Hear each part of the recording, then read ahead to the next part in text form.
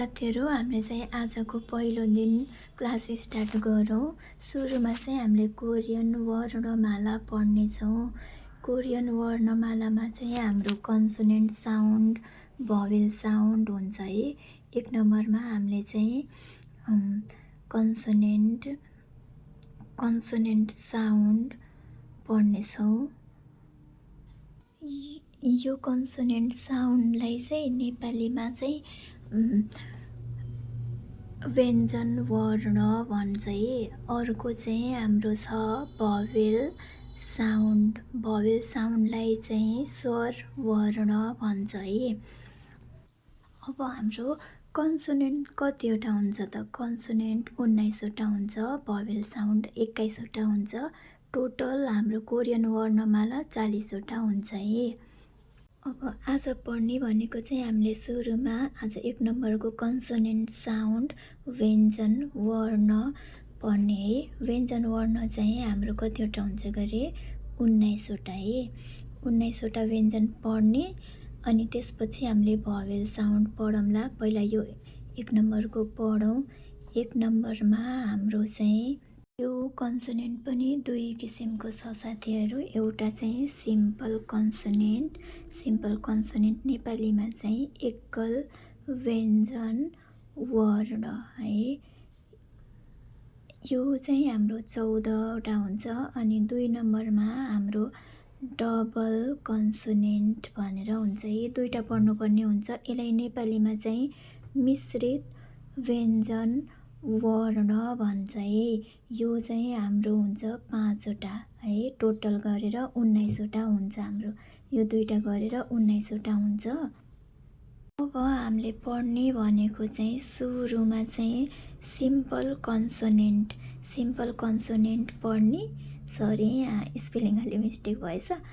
एकल व्यञ्जन वर्ण हामीले सुरुमा चाहिँ यो पढ्नुपर्छ। यो अलि सजिलो छ, धेरै गाह्रो चाहिँ छैन। यो 14वटा हुन्छ टोटल। अब यो हाम्रो सिम्पल कन्सोनेन्टको चाहिँ के हुन्छ त? सुरुदेखि पढौँ। एक नम्बरमा चाहिँ हाम्रो यस्तो यो ग भयो। दुई नम्बरमा चाहिँ सिधा गरेर दायाँतिर गरेर तान्ने भन्ने न हुन्छ, यो न। तीन नम्बरमा चाहिँ यो हाम्रो इङ्ग्लिस अक्षरको सी जस्तो गरेर यो त। अनि 4 नम्बरमा चाहिँ हाम्रो यसलाई चाहिँ हाम्रो ल अथवा र, यो आदि र अनि ल। 5 नम्बरमा चाहिँ यो बक्स जस्तो गराएर यो चाहिँ म है। अनि 6 नम्बरमा हाम्रो यस्तो यो इङ्ग्लिस अक्षरको यु जस्तै गरेर बिचबाट चाहिँ पेट काट्दिने के, त्यो भनेको चाहिँ ब हुन्छ। अब 7 नम्बरको चाहिँ यस्तो यसलाई चाहिँ स भन्छ है। अनि 8 नम्बरमा चाहिँ हाम्रो यो 0 जस्तोलाई अथवा ङ भन्छ। अब हाम्रो ग न द र म ब स असम्म भयो है। अब यो 9 नम्बरको हाम्रो ज। अनि 10 नम्बरमा हाम्रो सेम ज जस्तै गरेर बनाउने, माथि थोप्ला दिने छ, यसलाई चाहिँ छ भन्छ। 10 नम्बरमा हाम्रो उल्टो एफ हुन्छ नि, हाम्रो इङ्ग्लिसको एफ जस्तै उल्टो एफलाई कोरियनमा चाहिँ ख भन्ने। सरी, अलि क्यामेरा तल गयो। अनि त्यसपछि 12 नम्बरमा चाहिँ हाम्रो इङ्ग्लिस अक्षरको ईलाई चाहिँ हामीले थ भन्ने है। 13 नम्बरमा चाहिँ हाम्रो छ यो रोमन नम्बरको 2 जस्तै भन्छ नि, यसलाई चाहिँ हामीले फ भन्ने। लास्ट अब 14 नम्बरको चाहिँ हाम्रो यस्तो यो गोलो गरेर माथि डट गर्ने भने ह हुन्छ है। अब हाम्रो टोटल ग न द र म ब स अ ज छ ख थ फ ह यसरी हामीले पढ्ने। अनि यो यसरी हामीले यो पढ्न सजिलो हुन्छ। ग न द र अथवा ल, अनि म ब स, अनि अ अथवा ङ ज छ ख थ फ ह यसरी पढ्दा चाहिँ हामीलाई सजिलो हुन्छ डिभाइड गरेर पढ्न। यो भनेको हाम्रो सिम्पल कन्सोनेन्ट हाम्रो 14वटा सकियो। अब हामीले चाहिँ डबल कन्सोनेन्ट पढ्नेछौँ। यो सिम्पल कन्सोनेन्ट चाहिँ सजिलै छ। 2-3 पटक हजुरले प्र्याक्टिस गर्नुभयो भने चाहिँ आउँछ, त्यस्तो अप्ठ्यारो चाहिँ छैन। तर यदि प्र्याक्टिस गर्नु भएन भने फेरि एकदमै अप्ठ्यारो हुन्छ, याद पनि हुँदैन। यसलाई याद गर्नुपर्छ कमसेकम अब 4-5 पटक कपीमा लेखी याद गर्ने, अनि सजिलो हुन्छ है। अब हाम्रो चाहिँ अर्को छ डबल कन्सोनेन्ट छ। यो पनि सजिलै छ, त्यस्तो अप्ठ्यारो चाहिँ छैन। यो चाहिँ हाम्रो नेपालीमा भन्नुपर्दा मिश्रित व्यञ्जन वर्ण। यो चाहिँ हाम्रो 5वटा छ है, 5वटा मात्रै छ, धेरै छैन।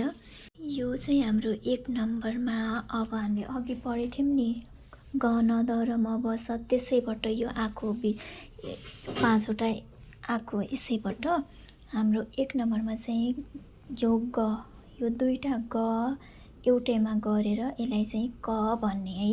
यो 2टा ग क हुन्छ।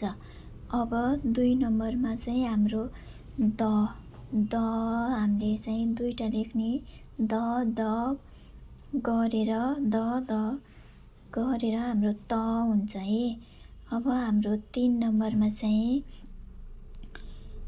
ब, यो हामीले ब पढेको थियौँ नि, यो 2टा ब गरेर हाम्रो हुन्छ प है। प हुन्छ, डबल गऱ्यो भने प हुन्छ। त्यसपछि हाम्रो स, यो एउटा स प्लस अर्को स, यो 2टा स गरेर हाम्रो हुन्छ नेपाली अक्षरको मोटो स है। लास्ट अब 5 नम्बरमा हाम्रो हुन्छ ज प्लस अर्को पनि ज लेख्ने, 2टा जलाई हामीले च भन्ने है। यो भयो हाम्रो क त प स च। यसरी हाम्रो 5वटा डबल कन्सोनेन्ट सकियो है।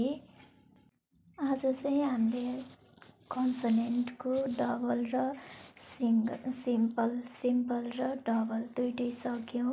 भोलि चाहिँ हामीले अब भवेल पढ्नेछौँ, भवेल साउन्ड पढ्नेछौँ। यो चाहिँ मजाले प्र्याक्टिस गर्नुहोला साथीहरू। Okay, by by.